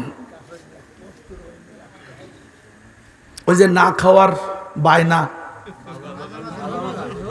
এই দেখেন আরো আছে, মনু শেষ হয় নাই, কেবল শুরু। আও তুসকিতাস সামাআ কামা জামতা আলাইনা, অথবা তুমি আসমান টুকরো টুকরো করে আমাদের উপরে ভেঙ্গে ভেঙ্গে মাথার উপরে ফেলবা। যেমন করে তুমি বলো কিয়ামত যখন হবে তখন আসমান ভেঙ্গে যাবে, অতদিন দেরি করতে পারবো না, এখন আসমান ভেঙ্গে আমাদের মাথার উপরে ফেলো। কয়টা হইল? 3টা। যদি তা না পারো তাহলে কি করো? তুমি আল্লাহকে আর ফেরেশতাকে, আল্লাহ সহ ফেরেশতাদেরকে নিয়ে আমার সামনাসামনি হাজির করো। আও তাআতিয়া বিল্লাহি ওয়াল মালাইকাতি কাবিলা। যদি তা না পারো তাহলে আল্লাহকে নিয়ে আসো, সাথে ফেরেশতাদের নিয়ে আসো, এবং তুমি থাকবা সামনাসামনি। তুমি বলবা এই হলো ফেরেশতা, আর ফেরেশতারা বলবে এই হলো আল্লাহ। তখন আল্লাহ বলবে এই হলো মুহাম্মদ, আমি তোমাদের কাছে নবী বানিয়ে প্রেরণ করেছি। তখন আমরা বুঝবো তুমি নবী, তখন ঈমান আনবো।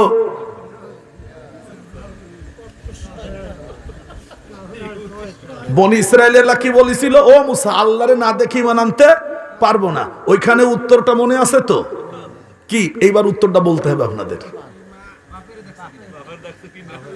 তোমার বাড়ির কাছে তোমার বাবা, তারে কি দেখছো? তুমি আসমানের উপরে, আরশের উপরে আল্লাহ, তারে দেখতে চাও? তুমি বাড়ির কাছে বাপরে দেখার ক্ষমতা তোমার? আমি তোমার এত দুর্বল করে পারি, তুমি আল্লাহরে দেখতে চাও? মনে আছে তো কয়টা বলতেছে ওরা? কয়টা হইল? হ্যাঁ আমার মনে হয় গুনে রাখেন কিন্তু 4টা বাস। আও ইয়াকুনা লাকা বাইত, ও মুহাম্মদ তুমি নবী দাবি করো, তোমার কোনো বাড়ি নাই, ঘর বাড়ি নাই, আমরা বেড়াতে গেলে তোমার বাড়ি বসতে পারি না, কোনো মেহমানদারি করো না, চা টোস্ট বিস্কুট কিছু খাওয়াও না। তোমার একটা বড় বাড়ি থাকবে, চাকচিক্যওয়ালা একদম ডিজাইন করা একটা বাড়ি থাকবে, দেখলেই যেন বোঝা যায় এটা চেয়ারম্যানের বাড়ি, সে মারাত্মক নবীর বাড়ি। আছে না? আমি এক জায়গায় আলোচনা করতেছি যে এক এলাকায় যাচ্ছিলাম, ফাঁকা রাস্তা, একটা বাড়ি, সেখানে দুইটা ওই যে উঁচু করে দিছে রাস্তার উপরে ব্রেকার, স্পিড ব্রেকার, গতিরোধক। তো আমি চিন্তা করতেছি এখানে গতিরোধক দিল কেন, ফাঁকা রাস্তা। এক ভ্যানালাকে জিজ্ঞেস করলাম, ভাই এখানে কি ব্যাপার, হঠাৎ করে গতিরোধক? তো বলছে এটা চেয়ারম্যানের বাড়ি। ও, তাহলে তো থাকতেই হবে। কার বাড়ি? আমি আবার সেই ওয়াজ করতেছি সাতক্ষীরা জেলার আশাশুনি থানার প্রতাপনগর ইউনিয়নের জায়গায় একটা মাহফিলে, সেইখানে আবার সেই চেয়ারম্যান বসা, আর ওই ইউনিয়নের চেয়ারম্যান, সে শালা আবার বাড়ির সামনে ওই ব্রেকার দিছে। আমি বলতেছি যে চেয়ারম্যান তার বাড়ির পরিচয় মানুষকে জানানোর জন্য বাড়ির সামনে স্পিড ব্রেকার দিয়েছে, অথচ গ্রামের ভিতরে আর কোন রাস্তায় এই স্পিড ব্রেকার নাই। এটা হলো চেয়ারম্যানের আত্মপরিচিতি। আলোচনা শেষে চেয়ারম্যান আমার বলে, আপনার বাড়ি কোথায়? খুলনা। আপনি আমার কথা বললেন? বলে আপনি কে? আমি আসলে চিনতাম না ওনারে। তাই আমি ইউনিয়নের চেয়ারম্যান। ও, আপনার বাড়ির সামনে কি ব্রেকার আছে নাকি? বললে মাথা নিচু করে চলে গেছে। কিন্তু আমার উপরে খুব রাগ হয়েছে তার। পরে ওই যে 5ই আগস্ট গেল না, ওই দিন লোকজন তো মিছিল করতেছে আনন্দে, উনি বাড়ির দোতলা থেকে গুলি করে 3 জনরে মারছে। এইবার জনগণ আর খুব একটা দেরি করে নাই, ব্রেকার না, উনার এই ব্রেক করছে উনার সঙ্গী সাথী সহ 9 জন, আর উনি একজন, 10 জন। 3 জনে গুলি করে মারছে। আর 5ই আগস্ট আর দেরি হয়? প্রতাপনগর আশাশুনি থানা সাতক্ষীরা জেলার চেয়ারম্যান জাকির,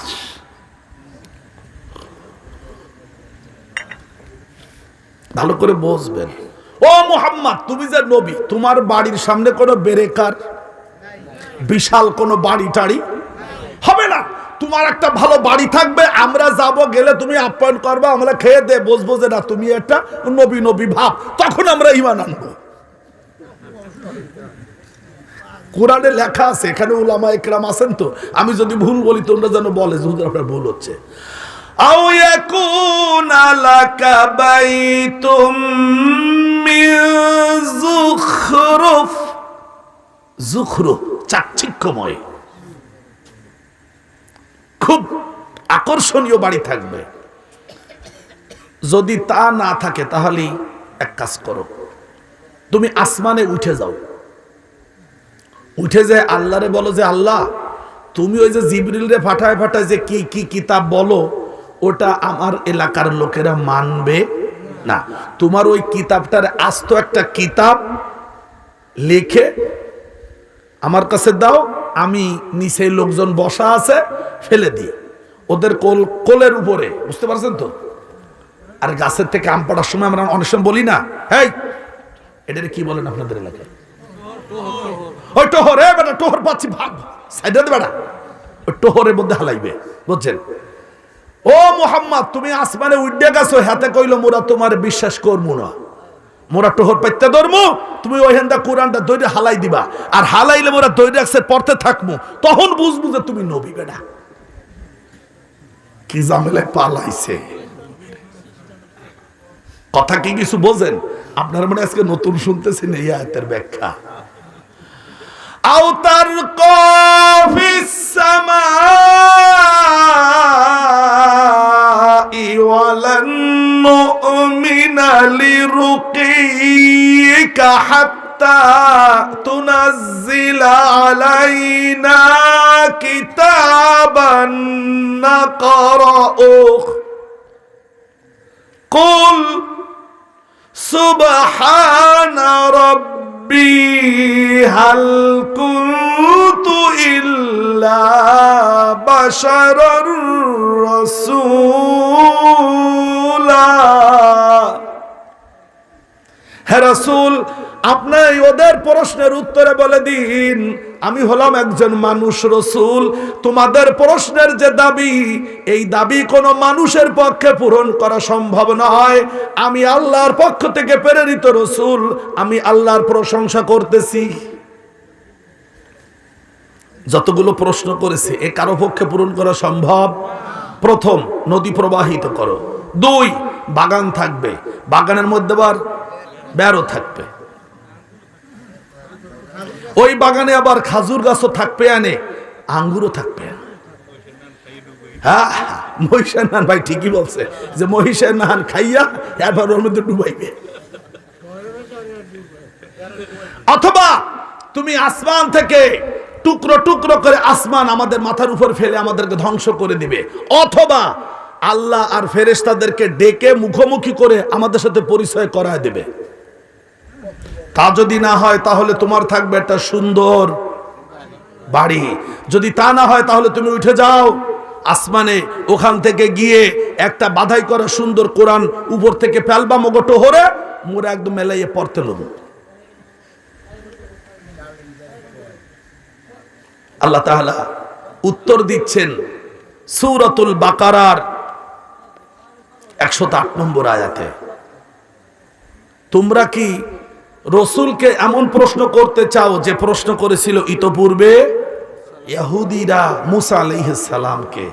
আমার নবীকে উল্টা পাল্টা প্রশ্ন করো না। মনে চাই ঈমান আনো, মনে না চাইলে ঈমান এনো না। আম তুরিদুনা আন তাসআলু রাসূলাকুম কামা সুইলা মূসা মিন ক্বাবল ওয়া মান ইয়াতাবাদ্দালিল কুফরা বিল ঈমান। যারা রসুলকে অবান্তর প্রশ্ন করবে তারা মূলত ঈমানের পরিবর্তে কুফরি গ্রহণ করতে চায়। কি গ্রহণ করতে চায়? ফাকাদ দাল্লা সাওয়াআস সাবিল, তারা জান্নাতের রাস্তা ছেড়ে দিয়ে জাহান্নামের রাস্তায় চলে গেছে অনেক দূর। ওদেরকে ওখান থেকে আর ফিরিয়ে আনা যাবে না। বাংলা কাফের বুঝেছেন তো কত দূর চলে গেছে বাংলা কাফের? জাহান্নামের মধ্যে। বাংলা ইহুদি আমরা কত অবান্তর প্রশ্ন হয়। নাস্তিকদের প্রশ্নের তো শেষ নাই। দুই একটা নাস্তিকের সাথে মাঝে মধ্যে আমার খুলনা শহরে সাক্ষাৎ হয়, কথা হয়, ডিবেট হয়। সে যে কি উদ্ভট প্রশ্ন করে তা শুনলে মাথা খারাপ হয়ে যাবে আপনাদের। কিন্তু আমি তো জানি যে আল্লাহ তাআলা নাস্তিকদের মাথায় কি কি প্রশ্ন দিতে পারেন। আল্লাহ তাআলা সেগুলো কোরআনেও বলে দিয়েছেন। এক কথা হলো নিয়মের বাইরে। আপনাদেরকে একটা ছোট্ট কথা বলি, বলেন তো 3 যোগ 4 এর সঠিক উত্তর কয়টা? একটা। ভুল উত্তর কয়টা? ভুল উত্তরের কোনো শেষ নেই। আপনার মনে ছোট্ট কথাটা বুঝতে পেরেছেন? সঠিক উত্তর একটা। 3 যোগ 4 সমান 7। এই 7 উত্তর একটা উত্তর হলো সঠিক। আর আপনি যদি বলেন যে 3 আর 3 6 ভুল, 3 আর 3 9 ভুল, 3 আর 3 8 ভুল, 3 আর 3 17 ভুল, 3 আর 3 29 ভুল, 3 আর 3 100। যখনই বেলাইন প্রশ্ন করে তখন বুঝি ভুল উত্তর থেকে আসতেছে। কোথা থেকে আসতেছে? সুতরাং ক্ষমতাবান রাজার রাজ্যে ক্ষমতাহীন প্রজারা রসুলকে অবান্তর প্রশ্ন করে বিব্রত করবে, আমরাও করব না। এইবার পরের যে আয়াত 109, এখানে আল্লাহ তাআলা ইহুদিদের কথা বলেছেন। কাদের কথা?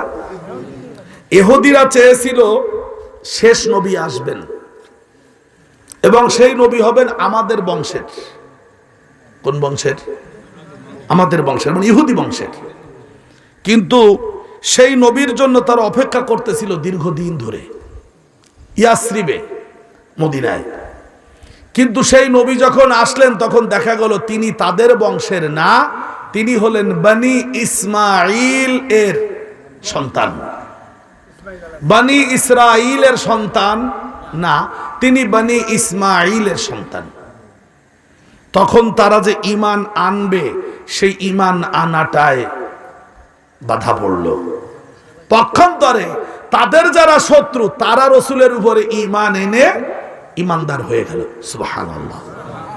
এইবার ইহুদিরা মনে মনে চিন্তা করতে লাগলো, ঈমানদার হব আমরা, ওরা ঈমানদার হয়ে গেল। ওদের ঈমানদার বানানো অবস্থায় ওদের ছেড়ে দেওয়া যাবে? ওদেরকে ফিরায় আমাদের দলে যেভাবে হোক, টাকা পয়সা, নারী, গাড়ি, বাড়ি যা যা দিলে ওরা মুহাম্মাদের দল ত্যাগ করে আমাদের দলে আসবে, আমরা তা করবই। কাদের কথা? কেন? আমরা ঈমান না এনে যে ভুল করেছি, এতে এই ভুল থেকে যারা সংশোধন হয়ে ঈমান এনেছে তাদেরকে আমরা ভালোবাসতে পারি না, ওদেরকে ভুল করে আমাদের দলে আনতে হবে।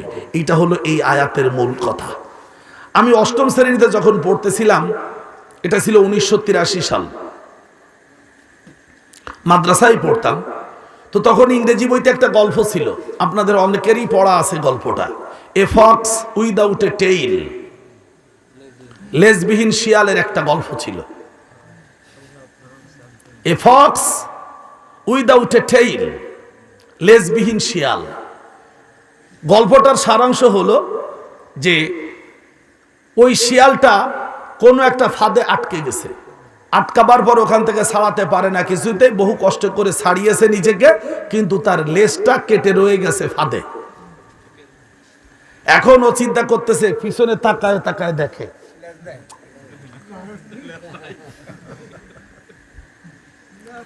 এখনো সবার দিক তাকায় দেখে যে সবার লেজ আছে, আমার লেজ নাই। এটা তো একটা বেমানান। তখন সে একটা মিটিং ডাকলো, শিয়ালদের বড় নেতা সহ সবাইকে ডেকে ডেকে বলল যে আমার কিছু বক্তব্য আছে, তোমরা শোনো। তো বললো কি? বলো। তো সে বক্তৃতা করলো, we have a tail, it is very long. আমাদের একটা লেজ আছে এবং এটা বেশ লম্বা। ইট ইজ সো মাচ ডার্টিফুল, এটা খুবই নোংরা। এবং এটার কারণে কখনো কখনো আমাদের মৃত্যুও ঘটে, যখন আমাদের লেজটা ফাঁদে আটকে যায়। এমনকি কখনো কখনো এটা আমাদের মরণেরও কারণ হয়। সুতরাং আমাদের উচিত, we ought to cut our tails, আমাদের সকলের লেজ কেটে ফেলা উচিত। এইবার সভাপতি শিয়াল বলল, এই দেখি ওর লেজ আছে কিনা। তো সবাই তাকায় দেখে যে না, হি হ্যাভ নো টেইল, তার কোনো লেজ নাই। তোমার লেজ নেই বলে আমাদের সকলের লেজ কাটানোর জন্য তুমি ফন্দি পাচ্ছ।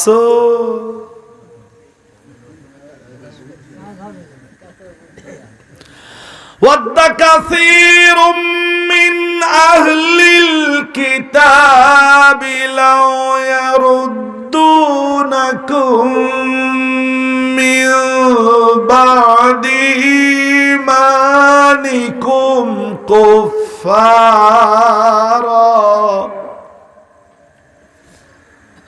অধিকাংশ কাফির আহলে কিতাব, অধিকাংশ ইহুদিরা আশা করে, আকাঙ্ক্ষা করে, লাউ ইয়ারুদ্দুনাকুম, যদি তারা তোমাদেরকে ফিরিয়ে আনতে পারতো, মিন বাদি ঈমানিকুম, তোমরা ঈমান গ্রহণ করার পরে, কুফারা, কুফুরির দিকে। ইহুদিরা কি চাইছে? তোমাদের ঈমান আনার পরে তোমরা যেন ঈমান থেকে ফিরে আবার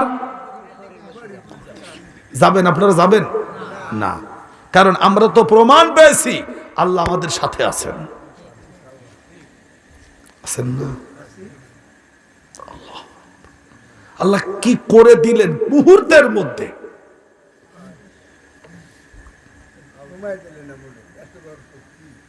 হাসাদাম মিন ইনদি আনফুসিহিম, এটা তাদের হিংসার কারণে, কারণ ঈমান আনবো আমরা এনে ফেলেছে ওরা, ওদের কারণে আমরা ঈমান আনতে পারলাম না, সুতরাং ওদেরকে ঈমানদার রাখা যাবে না, ওদেরকে কুফরির দিকে ফিরাইতে হবে।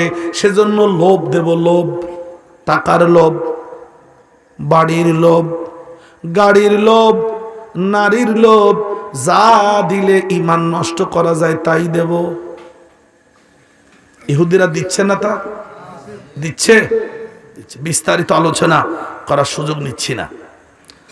মিন বাদি মা তাবায়্যানা লাহুমুল হক, তাদের জন্য সত্য প্রকাশিত হওয়ার পরে ফাফু আনহুম ফাফু আসফাহু, এইবার আল্লাহ ইমানদারদের ডাক দিয়ে বললেন, তোমরা যারা ঈমান এনেছো ওদেরকে মাফ করে দাও, ওরা যা অত্যাচার নির্যাতন করে করুক, তোমরা ওদের পাতা ফাঁদে পা দিও না, ওদের পাতা ফাঁদে পা দিও না। ওয়াসফাহু, ওদেরকে এড়িয়ে চলো, এড়িয়ে চলো, ওরা যেখানে থাকবে সেখান থেকে একটু দূর দিয়ে যাবে। কেন? পচা দুর্গন্ধ, যদি কোথাও যদি বিড়াল মারা যায় পচে গন্ধ হয়, তাহলে আমরা কি করি? ইহুদিরা পৃথিবীতে পচে গেছে, ওদের আকীদা পচা, ওদের স্বভাব পচা, ওদের পলিটিক্স পচা, ওদের আদর্শ পচা, ওদেরকে দেখলে আমরা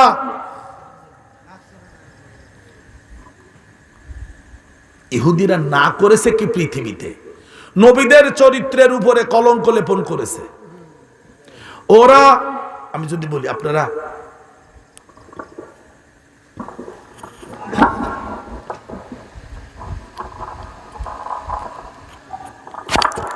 বিপদ,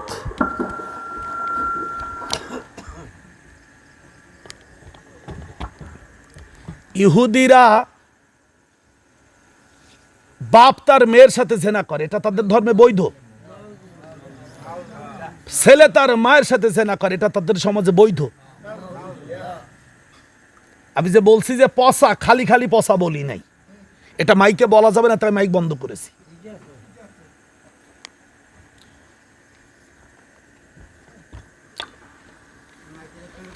ওদের আদর্শ পচা, পরিবারের ভেতরে ওদের আদর্শ বলতে কিছু। আপনারা আমার কথা কিছু বুঝেছেন? এইটুকুন তো বুঝেছেন। তাহলে যারা এই কাজে নামতে পারে, যারা নিজেদের নবীদেরকে নিজেরা হত্যা করেছে, মুরব্বী 70 জন বলেছেন, ওর সাথে আর 3টা শূন্য যোগ হবে, 70,000 নবী হত্যা করেছে ইহুদিরা। ওদের বংশে আল্লাহ তাআলা 2.5 লক্ষ নবী প্রেরণ করেছেন। নবী আর নবী, ওদের মতের একটু উল্টা হইছে। ক্রসফায়ার, ওয়ায়াকতুলুনাল আমবিয়া বিগাইরি হক, নবীদেরকে অন্যায়ভাবে হত্যা করেছে। ওদের দেখলে আমরা কি করব? ডানাত দিয়ে। ফাসফাহু ফাফু ওয়াসফাহু, আল্লাহ বললেন ওদের দেখলে তোমরা দূরে থাকবে। হাত্তা ইয়াতি আল্লাহু বিআমরিহি, যতক্ষণ না আল্লাহ ওদের ব্যাপারে ফয়সালা নাজিল করেন। ইন্নাল্লাহা আলা কুল্লি শাইইন কাদির, আল্লাহ হলেন আসমান জমিনের ক্ষমতাবান রাজা। আমরা হলাম ওই ক্ষমতাবান রাজার রাজ্যে ক্ষমতাহীন প্রজা। আর ক্ষমতাহীন প্রজারা ক্ষমতাবান রাজার রাজ্যে ইচ্ছে মতো চলতে পারে না, ইচ্ছে মতো আইন তৈরি করতে পারে না। আর যারা ক্ষমতাবান রাজার কাছে আশ্রয় চায়, তারা কোনো বাজারে, মাজারে, গাছের কাছে, মানুষের কাছে আশ্রয় চাইতে পারে না। যদি চায় তাহলে তার ঈমান থাকবে। আলোচনা শেষ। বেশি না, 2.25 ঘন্টা কথা বলেছি আপনাদের সামনে। আপনারা কি টের পাইছেন? 2.25 ঘন্টা। সম্মানিত হাজিরিন, যেহেতু আগামীকালকেও মাহফিল আছে, আমি আপনাদের অবশ্য বলিনি, আমি মূলত গত 17 তারিখে মোটরসাইকেল অ্যাক্সিডেন্ট করেছি। ওই যে অসুস্থতার নিয়ামতের কথা বলেছি, আমার এই হাতটা এখান থেকে 1.5 ইঞ্চি, এই হাতটা শোল্ডার জয়েন্ট, এখানের জয়েন্টটা 1.5 ইঞ্চি সরে গেছিল মোটরসাইকেলের অ্যাক্সিডেন্টে। এবং হাতের এখানে আপনারা দেখতে পাচ্ছেন মনে হয় ছেলে গেছিল, ভেতরেটা এখনো শুকায়নি, হাঁটুরও একই অবস্থা। আমি 22 দিনের দিন আজকে আমার ব্যান্ডেজটা, মানে ঘাড়ের যে এলবো ব্যাগ ঝুলানো ছিল, এটা আজকে সকালে খুলেছি। গত কয়েকদিন আগে পরীক্ষালি ওই যে শফিউদ্দিন মাদ্রাসা আসছিলাম, ওখানেও ব্যাগ পরা ছিল। আমি বলছিলাম আমি আসবো না, তো দেখলাম কর্তৃপক্ষ খুব অসহায় বোধ করতেছেন, হুজুর আপনি আসবেন না, মানে লোকজন তো আমাদের। যাই হোক, তারপরও এসছিলাম। আমি আপনাদের কর্তৃপক্ষকে জানিয়েছি শুধু এতটুকু যে আসবো ইনশাআল্লাহ। এই জন্য আপনাদের সাথে দেখা হলো আবারও। আল্লাহ বাঁচায় রেখেছেন আলহামদুলিল্লাহ। মোটরসাইকেলে চলি, মাহফিল করতে গিয়ে কষ্ট হয়। আমার একটা ছাত্র আসছে, ওকে নিয়ে আসছে, ও গাড়ি চালাচ্ছে, ওর বাড়ি যশোরে। তো বলতেছে হুজুর এত দূর, খুলনা সিদ্দিকে মাদ্রাসা কোথায়, এ তো 90 কিলোর পথ, আপনি এত দূর আসেন মাহফিল করতে? তাও মোটরসাইকেল চালায়, আপনি তো কম লোক না।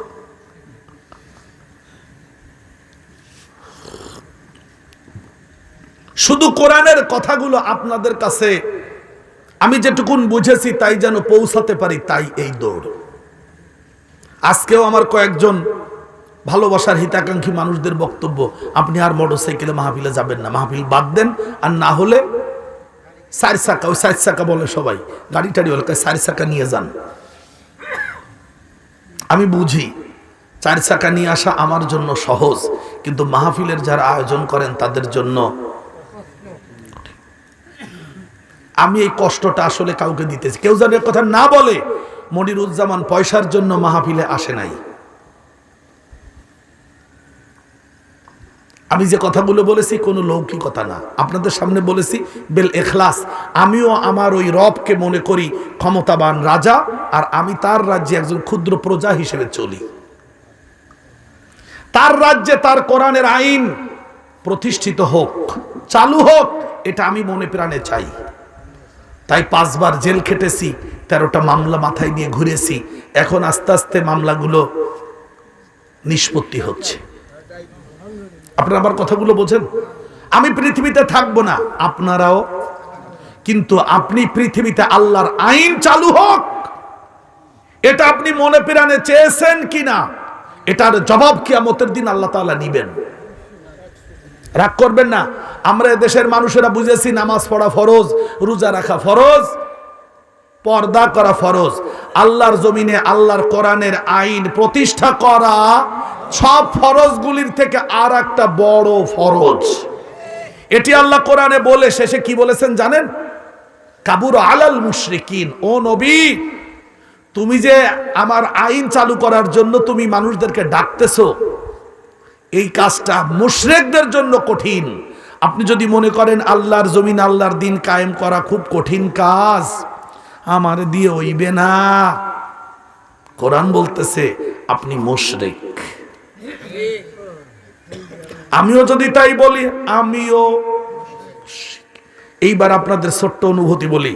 আমি 5-6 বছর থেকে একটা কথা ভাবতেছি, কত মানুষ মারা গেলে সংবাদ দেয়, মৌলানা তুমি জানাজা পড়াবে।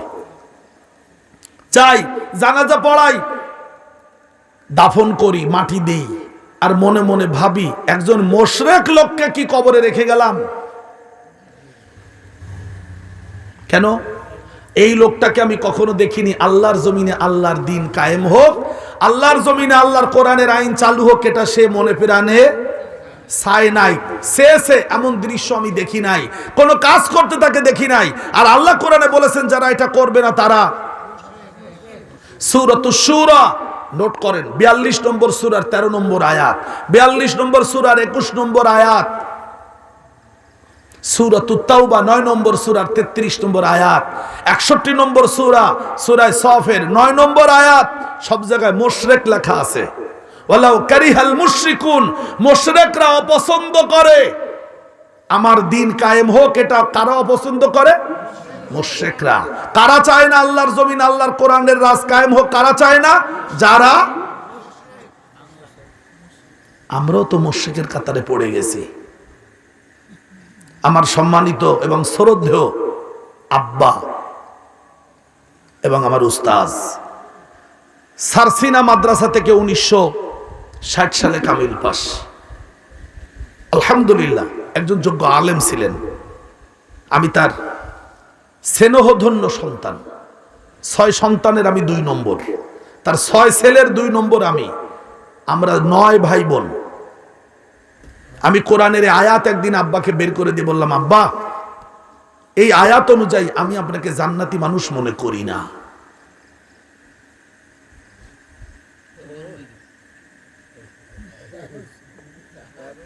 কি বলেছি শুনেছেন? এই আয়াত অনুযায়ী আমি আপনাকে জান্নাতি মানুষ মনে করি না। আলেম মানুষ তো কোরআন শরীফ বের করে পড়ে বলতেছেন যে তোমার কাছে তাফসির ইবনে কাসির আছে? আছে আব্বা, বের করো তো। দিলাম। আর কোন তাফসির আছে? আছে তাফসিরে জালালাইন। কে ও তোমার মুখস্থ আছে। আরে তাফসিরে মুনির আছে, কে আনো তো। দিলাম বের করে। আব্বা আমারে বললেন, তুমি যেভাবে বলেছো এভাবে কখনো ভাবি নাই। বলে আমি আব্বা যেটা বলেছি তা কি ঠিক আছে? আমি তো আপনাকে কখনো দেখিনি। আল্লাহর আইন, আল্লাহর জমিন বাংলাদেশে চালু হোক, কায়েম হোক, আল্লাহর আইন অনুযায়ী রাষ্ট্র চলুক, সংসদ চলুক, আদালত চলুক, চেয়ারম্যান তার গ্রাম্য আদালতে বিচার করুক, আপনার কোনো সাইতে দেখি নাই। আমি কি আপনাদের কিছু বুঝাইতে পারছি? আব্বা মাথাটা নিচু করে রয়েছেন। আমার স্ত্রী এসে বলতেছে, আব্বা একটু বেড়াতে আসে বাসায়, আপনি এরকম করে করে আব্বারে বাসা আসতে দিতে চান না। তা আব্বা বলতেছেন, বৌমা তুমি এখান থেকে যাও, ও তো আমার ছেলে, ও আমারে যা বলতে পারে অন্যদের তা বলতে পারে না।